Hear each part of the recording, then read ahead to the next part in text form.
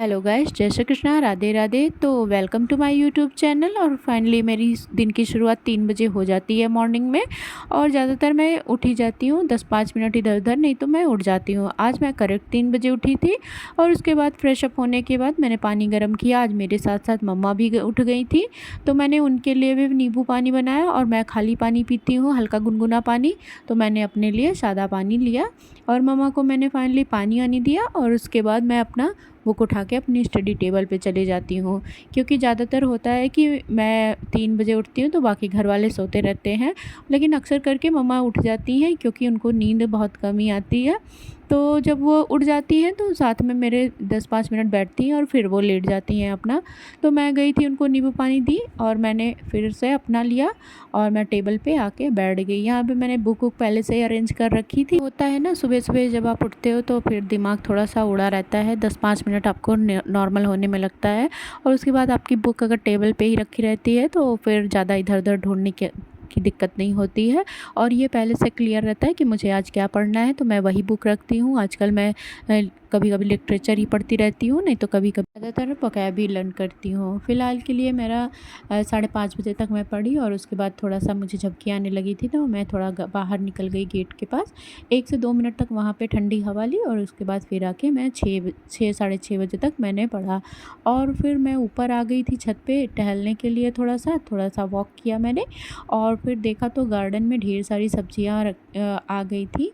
बैगन, ये मेरी पहली हार्वेस्टिंग है। मैंने न्यू बैगन अभी लगाया हुआ था तो इसमें फ्रूट्स आ गए थे। तो फिर मैंने फटाफट मैं नीचे गई, चाकू लिया और मैंने डलिया लेके आई ऊपर। और उसके बाद फिर मैंने बैगन को तोड़ना शुरू कर दिया। एक एक करके मैंने इतने सारे बैगन तोड़ लिए थे जिसकी हद नहीं, करीब 1 किलो से ऊपर ही बैगन था। और इसमें बहुत सारे गोल वाले बैगन लगे थे और कुछ कुछ लंबे वाले भी लगे थे, वाइट वाले जो होते हैं, जो जिसका कलौंजी बनता है। तो फाइनली मैं बैगन वैगन तोड़ने के बाद नीचे आ गई थी। और उसके बाद घर की साफ़ सफाई मैंने करी। और बेबी अभी उठा नहीं था तो फिर मैंने झट से मैं नहा धो के तैयार हो गई थी पूजा करने के लिए। क्योंकि जो होता है ना कि अगर बेबी उठ जाता है तो उसको फिर थोड़ा सा उसके साथ लगना पड़ता है, आधा 1 घंटा चला जाता है। तो मैं सोचती हूँ जितना जल्दी हो सके उतना जल्दी मैं घर के कामों को निपटा लूँ, ताकि वो जब उठे तो मुझे इधर उधर भागना ना पड़े। क्योंकि अगर वो उठ जाता है तो वो बहुत परेशान करता है। झाड़ू लगाने जाओ तो झाड़ू ले लेगा, पोछा लगाने जाओ तो पोछा ले लेता है। तो फिर मैं सोचती हूँ कि जल्दी जल्दी अपना काम कर लूँ। फिर डेली भाग दौड़ वाली में होती है, क्योंकि हस्बैंड जी को ऑफिस भी जाना होता है और बेबी भी सुबह उठता है तो उसको कभी फ्रेश होना है या उसको रेडी करना है, उसको भी जाना होता है बाबा जी के साथ घूमने के लिए, वो दूध लेके आता है वहाँ से। तो इन्हीं सब चक्करों में थोड़ा टाइम ज़्यादा हो जाता है। और हस्बैंड जी को ऑफिस जल्दी जाना रहता है तो खाना वाना भी रेडी करना रहता है। फ़िलहाल के लिए मैं पूजा पाठ करने के बाद चाय नाश्ता बनाती हूँ। कभी नाश्ता बना कभी नहीं बना, क्योंकि अगर मन हुआ सबका खाने का तो बन गया, नहीं तो कोई बात नहीं। और उसके बाद फिर मैं डायरेक्ट खाना वाना बना लेती हूँ, क्योंकि हस्बैंड जी सुबह सुबह खाना ही खा के जाते हैं, वो नाश्ता नहीं करते हैं। तो मैं सुबह जल्दी खाना ही बना लेती हूँ। और जब वो ऑफिस चले जाते हैं तो बाकी घर के काम सारे निपटा लेती हूँ। जैसे साफ़ सफाई करना हुआ, बर्तन वर्तन साफ़ करने हुए, या कपड़े डालने हुए, कपड़े धुलने हुए। तो मैं ये सारे काम करने के बाद फिर अगर सबको खाना हुआ खाना तो खा लेते हैं तुरंत ही, नहीं तो फिर हम लोग 1 से 1:30 बजे के करीब खाते हैं। तो जब गन्नू का टाइम भी यही है कि आजकल 12 से 12:30 के बीच में ही वो सो जाते हैं, तो पापा जी को भी थोड़ा सा आराम मिल जाता है, क्योंकि वो दिन भर उन्हीं के साथ लगे रहते हैं। जब तक मैं पढ़ती रहती हूँ तब तक वो लगे रहते हैं, अगर मैं किचन में काम कर रही हूँ तब भी वो उसी के साथ लगे रहते हैं। तो फ़िलहाल के लिए पापा जी ही उसको ज़्यादातर देखते रहते हैं, उन्हीं के पास सोना है, उसको उन्हीं से खाना पीना है, उन्हीं के साथ घूमना टहलना है। तो फ़िलहाल के लिए अभी मेरा एग्ज़ाम भी 2 महीने ही बचा है। दिसंबर में एलटी का भी आ गया है कि दिसंबर में पेपर होगा। वैसे इंग्लिश लिटरेचर का अभी डेट नहीं आया है, कुछ सब्जेक्ट का आ गया है, तो उन लोगों का दिसंबर में हो जाएगा। मुझे लग रहा है कि मेरा जनवरी तक जाएगा, या स्टार्टिंग जनवरी के फर्स्ट वीक में ही हो जाना है।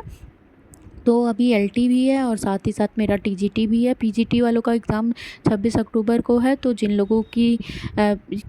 लोगों ने पीजीटी का फॉर्म फिलअप कर रखा है उनका तो अभी डेट बहुत ही पास आ चुका है। वो अपना पीवाईक्यू सॉल्व करें, रिवीजन करें, बाकी अब अदर ऑप्शन कुछ भी ना लें। फिलहाल तो मेरा अभी कोर्स ही कंप्लीट नहीं हो पाया है और मैं अभी अपना टीजीटी का सिलेबस ही नहीं कंप्लीट कर पाई हूँ, इसलिए मैं मॉक टेस्ट नहीं लगा रही हूँ और पीवाईक्यू ज़्यादातर नहीं सॉल्व कर रही हूँ। थोड़ा थोड़ा देख रही हूँ, बहुत ज़्यादा ज़्यादा उसमें डीप में नहीं जा रही हूँ, क्योंकि मुझे सबसे पहले अपना टारगेट बना के मैं डेली पढ़ती हूँ कि मुझे इतना सब्जेक्ट में इतने पार्ट अचीव करना है डेली। कभी कभी हो भी जाता है पूरा, कभी कभी नहीं होता है, बट मैं टारगेट के हिसाब से और सिलेबस के अकॉर्डिंग ही अब पढ़ना स्टार्ट कर रही हूँ। पहले तो मैं ऐसे रैंडम पढ़ रही थी, जिस राइटर का जो भी है मैं पूरे वर्क्स पढ़ती थी, उनके पूरी बुक्स मैं पढ़ती रहती थी। बट अभी समझ में आ रहा है ना कि अभी कोई ऐसे आपको विद्वान नहीं बनना है, आपको अभी स्मार्ट वर्क करना है, क्योंकि फ़िलहाल के लिए आपको एग्ज़ाम बीट करना है। वहाँ पे आपको पांडित्य अपना नहीं दिखाना है कि आप किस सब्जेक्ट में कितने पारंगत हैं। अभी हाल के लिए मैं एलटी का भी अभी प्रिपरेशन चालू कर दी हूँ, क्योंकि उसका भी एग्ज़ाम आ चुका है और मैं अभी लगातार आंसर राइटिंग कर रही हूँ। 1 से 2 पेज मैं लिखती हूँ ज़रूर से ज़रूर। कभी लेटर हुआ, नहीं तो कभी ड्रामा हुआ या प्रोज़ हुआ, मैं देख देख के लिख रही हूँ, क्योंकि अभी एमए के बाद मेरा रिटन का दूर दूर से नाता ख़त्म हो चुका है। मुझे 3 साल के बाद से अब मैं राइटिंग करना फिर से स्टार्ट कर रही हूँ, क्योंकि एमए में डिस्क्रिप्टिव होता था क्वेश्चन, तो उसमें तो लिखना ही पड़ता था। बट अभी जो है एलटी में भी डिस्क्रिप्टिव हो गया है, और ये एमआरएस की वैकेंसी जो आ गई है, अभी तो फॉर्म मैंने फ़िलअप नहीं किया है, अभी मैं फ़िलअप करूँगी, और उसमें भी डिस्क्रिप्टिव आ गया है। फर्स्ट बार जब एमआरएस आया था तो खाली एक ही पेपर हुआ था, बट अभी उन्होंने बिल्कुल भी पैटर्न अपना चेंज कर दिया है, उन्होंने प्री और मेंस कर दिया है। तो फ़िलहाल के लिए मैं उसकी भी प्रिपरेशन करूँगी, क्योंकि ये एमआरएस भी बहुत अच्छी जॉब होती है। अगर आपको जॉब ही चाहिए होती है तो आपके पास ऑप्शन भी अभी 2 से 3 है, तो मैं कोई भी मौका गंवाना नहीं चाहती हूँ। बट मेरा पूरा फोकस टीजीटी पे ही है, क्योंकि ये अपने यूपी की वैकेंसी है और मुझे घर से ज़्यादा दूर जाना नहीं पड़ेगा। तो फ़िलहाल के लिए मैं यहाँ पे लेटर राइटिंग कर रही हूँ, और मैं ये देख देख के लिख रही हूँ अभी कुछ दिनों तक, क्योंकि अभी सब कुछ नया नया लग रहा है, तो उसको देख के रिटर्न कर रही हूँ। उसके बाद मैं धीरे धीरे अपना आंसर राइटिंग करना स्टार्ट कर दूँगी। और यहाँ पे वैसे क्या ही कहने इस सिस्टम का, ये अभी असिस्टेंट प्रोफेसर के साक्षात्कार कल की डेट में होने थे, बट अभी तक उन्होंने कोई नोटिस जारी नहीं किया है, कुछ भी इन्फॉर्मेशन नहीं दी है। तो फ़िलहाल के लिए लग रहा है कि ये तो टल ही जाना है। और फ़िलहाल अभी अक्टूबर में पीजीटी वालों का एग्ज़ाम है, उनके लिए भी कोई नोटिफिकेशन नहीं दे रहा है। फ़िलहाल के लिए ये एकदम से सो चुके हैं, कुछ समझ ही नहीं आता है। कभी लगता है कि गवर्नमेंट बहुत फॉर्म में है, वो जल्द से जल्द एग्ज़ाम कराएगी, कभी कभी लगता है कि गवर्नमेंट एकदम सो चुकी है। और फ़िलहाल के लिए मैंने अपनी पढ़ाई कंप्लीट कर ली थी, मैंने अपना टारगेट कंप्लीट कर लिया था, तो फिर मैं ऊपर आ गई थी, क्योंकि ऊपर मम्मा पापा जी आए थे, गेहूँ साफ़ करना था, पानी से उसको धुलना था, तो वो लोग अपने से ही कर रहे थे और मुझे बिना बताए आ गए थे। तो फिर मैं अचानक से आई, जब ऊपर देखा मैंने तो इन लोग काम कर रहे थे, तो फिर मैंने भी उनका हाथ बटाना शुरू कर दिया।